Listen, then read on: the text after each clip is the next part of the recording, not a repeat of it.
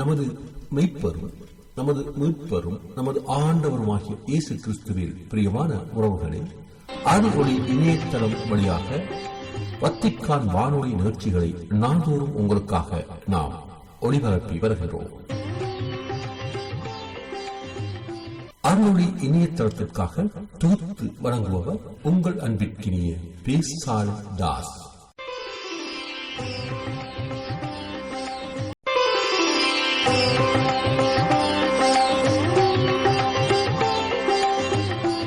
லௌதேத்தூர் இயேசுஸ் கிறிஸ்துஸ். இயேசு கிறிஸ்துவுக்கு புகழ். தமிழ் கூறும் நல்லுலகில் வாழும் அனைத்து அன்புள்ளங்களுக்கும் வத்திக்கான் வானொலியின் வணக்கம். இறைவன் உங்கள் உள்ளத்தையும் இல்லத்தையும் தன் அன்பாலும் அருளாலும் அமைதியாலும் இன்றும் என்றும் நிரப்புவாராக.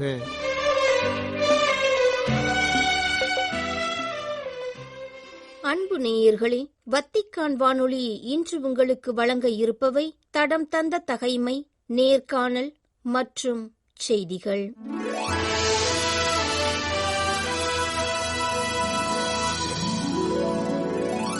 தடம் தந்த தகைமை. பாபிலோனுக்கு நாடு கடத்தப்பட்ட யூதா மக்கள்.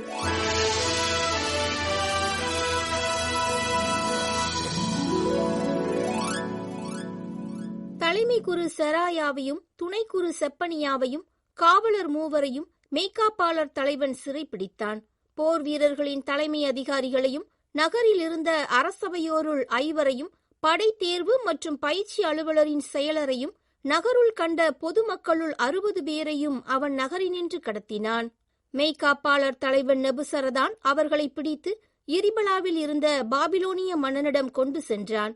பாபிலோனிய மன்னன் ஆமாத்து நாட்டின் இரிபலாவில் இவர்களை வதைத்து கொன்றான். இவ்வாறு யூதா மக்கள் தங்கள் சொந்த நாட்டினின்று நாடு கடத்தப்பட்டார்கள். யூதா அரசன் யோயாக்கினுடைய அடிமைத்தனத்தின் 37ஆம் ஆண்டு 12ஆம் மாதம் 27ஆம் நாளன்று, அதாவது பாபிலோனிய மன்னன் எபில் மெரோதாக்கு ஆட்சியேற்ற ஆண்டில், யூதா அரசன் யோயாக்கினை தலைநிமிரச் செய்து சிறை நின்று விடுவித்தான். அவன் யோயாக்கினுடன் கனிவாய் பேசி பாபிலோனில் தன்னோடு இருந்த அரசர்களுக்கு இல்லாத சிறப்பை அவனுக்கு அளித்தான். எனவே யோயாக்கின் தன் சிறை உடைகளை களைந்தெறிந்தான். அவன் தன் வாழ்நாள் எல்லாம் அரசனுடன் தவறாது விருந்துண்டு வந்தான். அவனுடைய அன்றாட தேவைகளுக்காக அவன் வாழ்நாள் முழுவதும் மன்னனால் அவனுக்கு ஒவ்வொரு நாளும் செலவுப்படி வழங்கப்பட்டு வந்தது.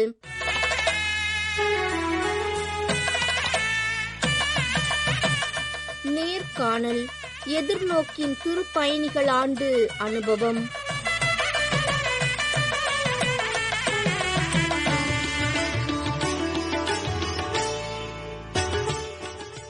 நாளுக்கு நாள் கடவுள் நமக்கு தரும் எதிர்நோக்கின் கொடையால் நம் வாழ்க்கையை நாம் நிரப்ப வேண்டும். அக்கொடையை தேடும் அனைவருக்கும் அந்த எதிர்நோக்கானது சென்றடைய அனுமதிக்க வேண்டும். எதிர்நோக்கு ஒருபோதும் ஏமாற்றம் தராது என்பதை நாம் ஒருபோதும் மறக்கக்கூடாது என்ற திருத்தந்தை பிரான்சிஸ் அவர்களின் கருத்துக்களுக்கிணங்க இந்த 2025ஆம் ஆண்டிற்கான யூபிலியானது நமது திரு அவையில் பல்வேறு வகைகளில் சிறப்பிக்கப்பட்டு வருகின்றது. அவ்வகையில் தல திரு அவைகளில் நடைபெறும் யூபிலி சிறப்பு நிகழ்வுகள் பற்றி இன்றைய நம் நேர்காணலில் நம்முடன் பகிர்ந்து கொள்ள இருப்பவர் அருள்பணி டேனியல் சர்மா. வேலூர் மறைமாவட்ட அருள் பணியாளரான டேனியல் சர்மா அவர்கள் சென்னை லொயோலா கல்லூரியில் காட்சி தொடர்பாடலில் முதுகலை கல்வி பயின்றவர். பங்கு பணி, தகவல் தொடர்பு இறையியல், இளையோர் பணி, சிறைப்பணி, தகவல் தொடர்பு பணி ஆகியவற்றில் அதிக ஆர்வம் கொண்டவர். தற்போது செம்மியமங்கலம் பங்கு தந்தையாக பணியாற்றி கொண்டிருக்கும் அருள் தந்தை டேனியல் சர்மா அவர்களை எதிர்நோக்கின் திருப்பயணிகள் ஆண்டு அனுபவம் பற்றிய கருத்துக்களை பகிர்ந்து கொள்ள எம் வத்திக்கான் வானொலி நேயர்கள் சார்பில் அன்புடன் அழைக்கின்றோம். வணக்கம் அருள் தந்தை டேனியல் சர்மா அவர்களே. எதிர்நோக்கின் திருப்பயணிகள் என்ற இந்த யூபிலி ஆண்டு 2025 பற்றிய உங்களது கருத்து என்ன என்பது பற்றி எங்களுக்கு கொஞ்சம் எடுத்துரைக்க முடியுமா? அன்பு வத்திக்கான் வானொலி நிலைய நேயர்களுக்கு வணக்கம்.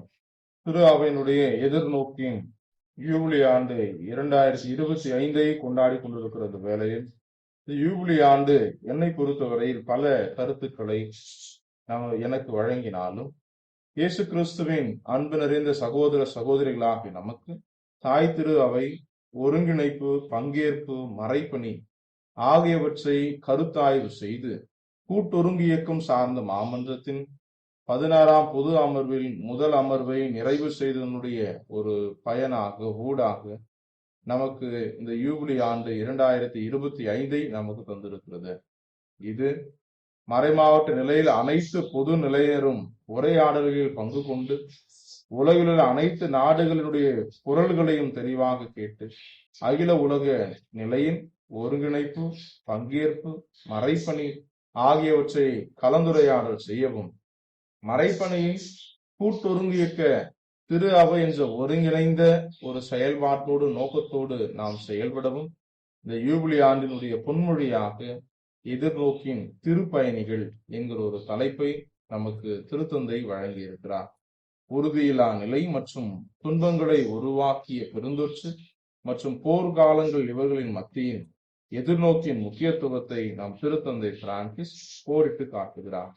கற்றறிந்து கொள், இறைவேண்டல் செய், எழுந்து நட, இந்த சொற்களை நாம் இன்னும் அதிகமாக நினைவில் கொண்டு இந்த யூபிலி ஆண்டை நாம் தயாரித்து இப்பொழுது யூபிலி ஆண்டிற்குள் நாம் நுழைந்திருக்கிறோம். அத்தோடு 2ஆம் வத்திக்கான் சங்க ஏடுகள் உள்ளடக்கிய 4 அமைப்பு ஆவணங்களை நாம் கற்றறிவதும் யூபிலி ஆண்டுடைய மைய நோக்கமாகவும் இருக்கிறது. நாம் இந்த யூபிலி ஆண்டை கொண்டாடுகிற வகையில் எதிர்நோக்கின் திருப்பயணிகள் என்கிற மைய கருத்தினை திருத்தந்தை நமக்கு வழங்கியிருக்கிறார். திரு அவையும் நாம் ஒவ்வொருவரையும் கொண்டாடுவதற்கான பெருந்தொற்றுக்கு பின் போர் தாக்கம் காணும் உலகிற்கு எதிர்நோக்கு தேவை. எதிர்நோக்கின் திருப்பயணிகளாக நாம் நம் குடும்பங்கள், பணித்தளங்கள், பங்குகள், மறைமாவட்டம், சமூகம் ஆகியவற்றை எதிர்நோக்கின் ஒளியேற்றவும், கிறிஸ்து அரசர் நம்மில் எதிர்நோக்கின் கதிரை ஊன்ற செய்யவும், பணிவிடையின் பாதையில் நாம் நடக்கவும் இந்த யூபிலி ஆண்டு ஊக்கமளிக்கிறது. அதோடு இந்த யூபிலி ஆண்டிலே நாம் 3 சிந்தனைகளை அல்லது 3ஐ நாம் கொண்டாட நம்மை அழைக்கிறது. முதலாவது இயேசுவை கொண்டாடுவது. அவருடைய பிறப்பு, வாழ்வு, பணி, பாடுகள், சாவு மற்றும் உயிர்த்தெழுதல் ஆகியவற்றை நினைவு கூறவும், அவரை இன்னும் நாம் தெளிவாக அறிந்து கொள்ளவும், இன்னும் மென்மையாய் நாம் அவரை அன்பு செய்யவும், இன்னும் நெருக்கமாய் அவரை பின்பற்றவும், மன உறுதியுடன் நாம் பலன் தரவும், நாம் பல முயற்சிகளை மேற்கொள்ளவும் திரு அவை அழைக்கிறது. 2வது, திரு அவையை நாம் கொண்டாடுவது. இவரே நம் தாயும் ஆசிரியருமாய் இருக்கிறார். நம் உடனிருப்பாலும் பங்களிப்பாலும் நம் புனித கத்தோலிக்க திரு அவைக்கு நம் உறுதியை நாம் புதுப்பிக்கவும் இந்த யூபிலி ஆண்டு நமக்கு அழைப்பு விடுக்கிறது. 3வது, நம்மையே நாம் கொண்டாடுவது. நம்முடைய தனி வரங்களாலும் கொடைகளினாலும் அழைப்புகள் மற்றும் பணிகளினாலும் நம் வாழ்க்கை முறைகள் மற்றும் விழுமியங்களினால் நாம் ஒருவரை ஒருவர் கொண்டாடவும், கடவுளை நினைவில் கொள்ளவும், அவரோடும் அவரது திரு அவையோடும் நாம் கொண்டுள்ள அந்த உறவை நாம் ஆய்வு செய்து பார்க்கவும், கடவுளோடும் அவர் தம் மக்களோடும் நமக்கான அந்த உறவை புதுப்பித்துக் கொள்ளவும் இந்த யூபிலி ஆண்டு அழைப்பு விடுப்பதாக நான் கருதுகிறேன். இந்த யூபிலி ஆண்டு இறை மக்களுக்கு எத்தகைய அனுபவத்தை கொடுக்க வேண்டும், நாம் எப்படி வாழ வேண்டும் என்பது பற்றிய உங்களது தனிப்பட்ட கருத்து என்ன என்பதை கூற முடியுமா?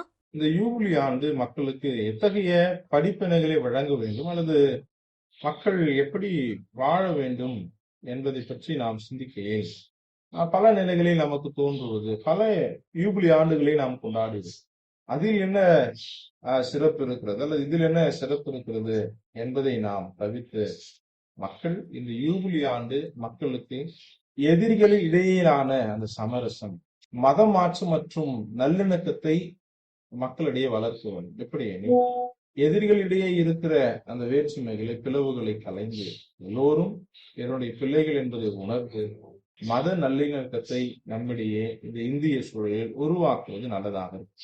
இதன் விளைவாக ஒற்றுமை, நம்பிக்கை, நீதி, சகோதரத்துவம், மகிழ்ச்சி, சமாதானம் என கடவுளுடைய சேவைகளாக இவைகள் இருக்கிற பொழுது இன்னும் அதிகமாக கடவுளின் சேவைகளாக இவற்றை மக்கள் ஏற்று இன்னும் அர்ப்பணிப்போடு வாழ்கிற வகையில் அவர்கள் மாற வேண்டும். இந்த அனுபவத்தை இந்த யூபிலி ஆண்டு மக்களிடையே தர வேண்டும் என்பது என்னுடைய ஆசையாக இருக்கிறது. இன்றைக்கு இந்திய சூழலில் பார்க்கிற பொழுது பல வகையிலே நாம் பிளவுபட்டிருக்கிறோம்.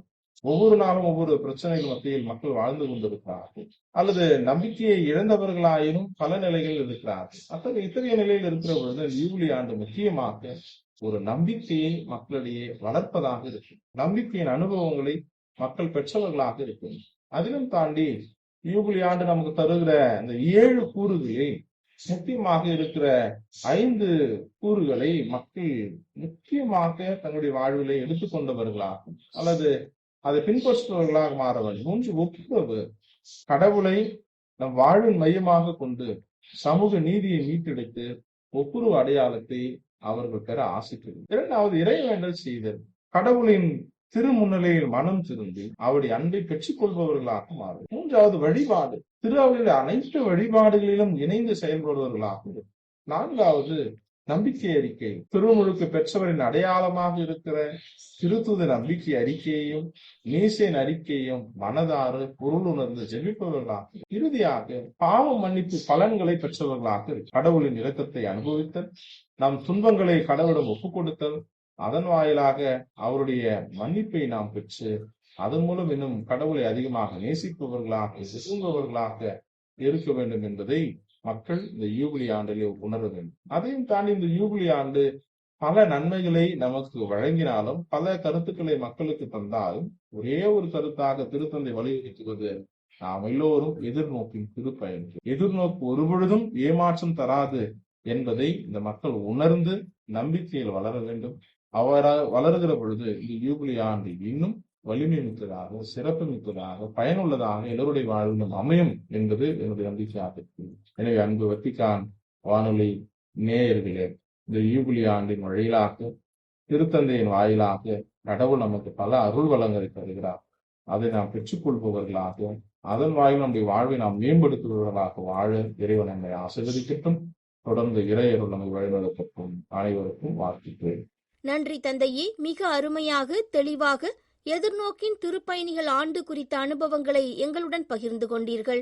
உங்களது பணி சிறக்க எம் வத்திக்கான் வானொலி நேயர்கள் சார்பில் வாழ்த்துக்களும் ஜெபங்களும்.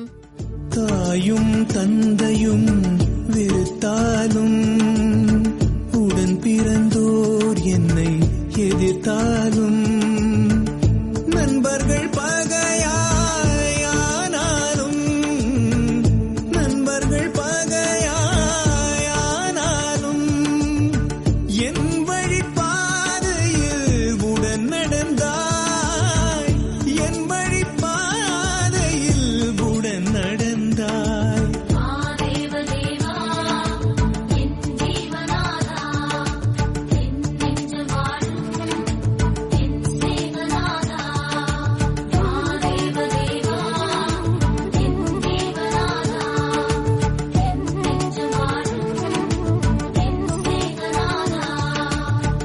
அருள் நிறைவே என் ஆண்டவனே, அகிலத்தை ஆளும் அன்புருவே, ஆதியும் அந்தமும் மாணவனே, அருள்மழை பொழிந்தென்னை காத்திடுமே. அருள் நிறைவே என் ஆண்டவனே, ஆண்டவனே.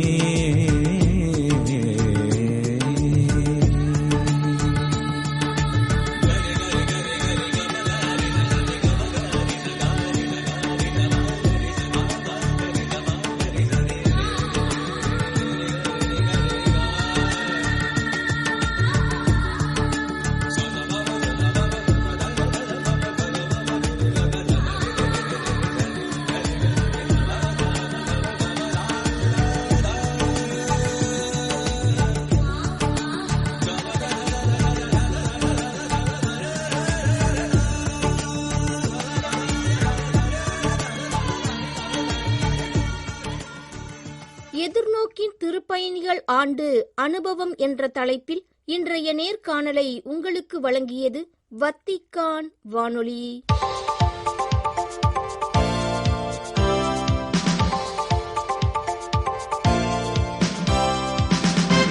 செய்திகள்.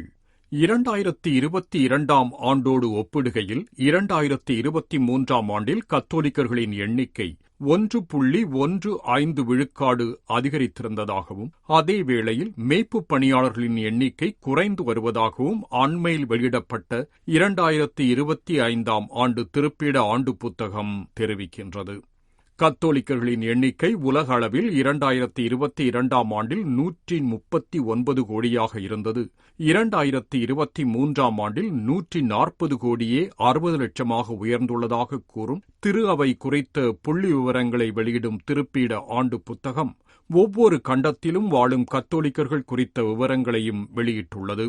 2022 மற்றும் 2023 ஆண்டுகளின் புள்ளி விவரங்களை வெளியிடும் இந்த ஏடு உலக கத்தோலிக்கர்களுள் 20 விழுக்காட்டினர் ஆப்பிரிக்காவில் வாழ்வதாகவும், காங்கோ குடியரசு, நைஜீரியா, உகாண்டா, தன்சானியா, கென்யா போன்றவை ஆப்பிரிக்காவில் கத்தோலிக்கர்களின் எண்ணிக்கையை அதிகமாக கொண்டுள்ள நாடுகளாகவும் தெரிவிக்கின்றது.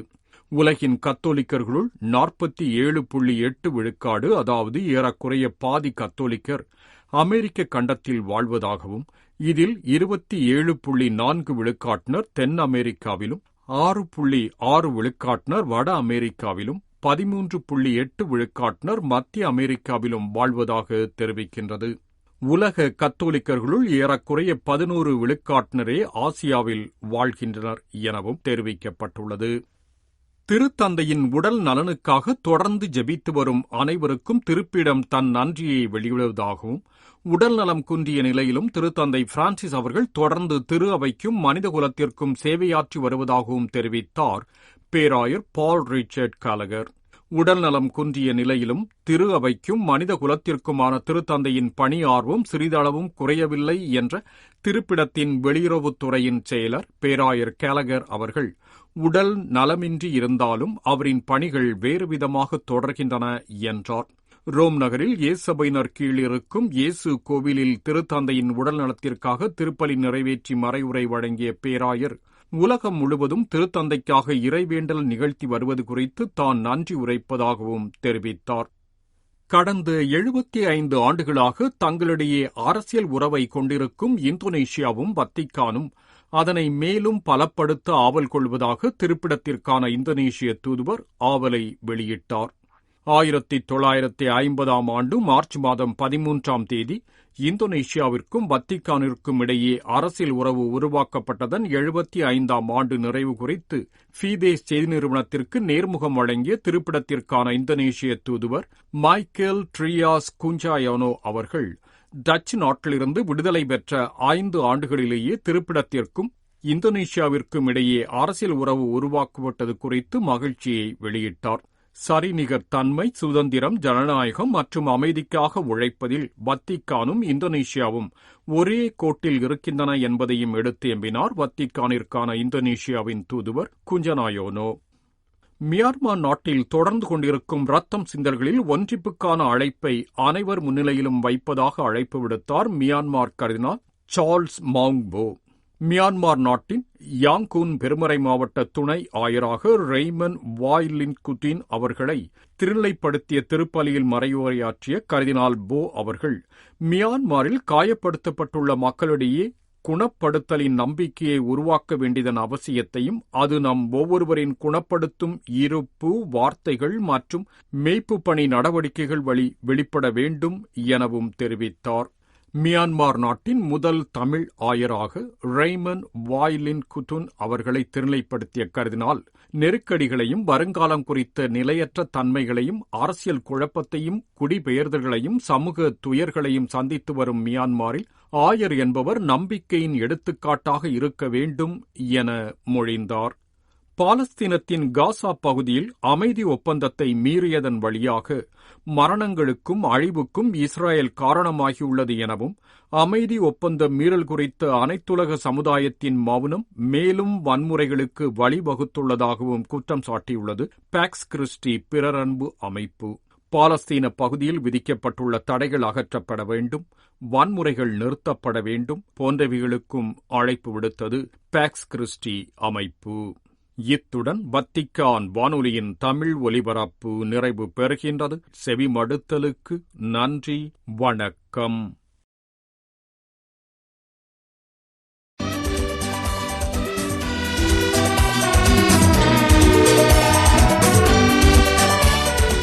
நமது மெய்ப்பரும் நமது மீட்பரும் நமது ஆண்டவருமாகிய இயேசு கிறிஸ்துவின் பிரியமான உறவுகளே,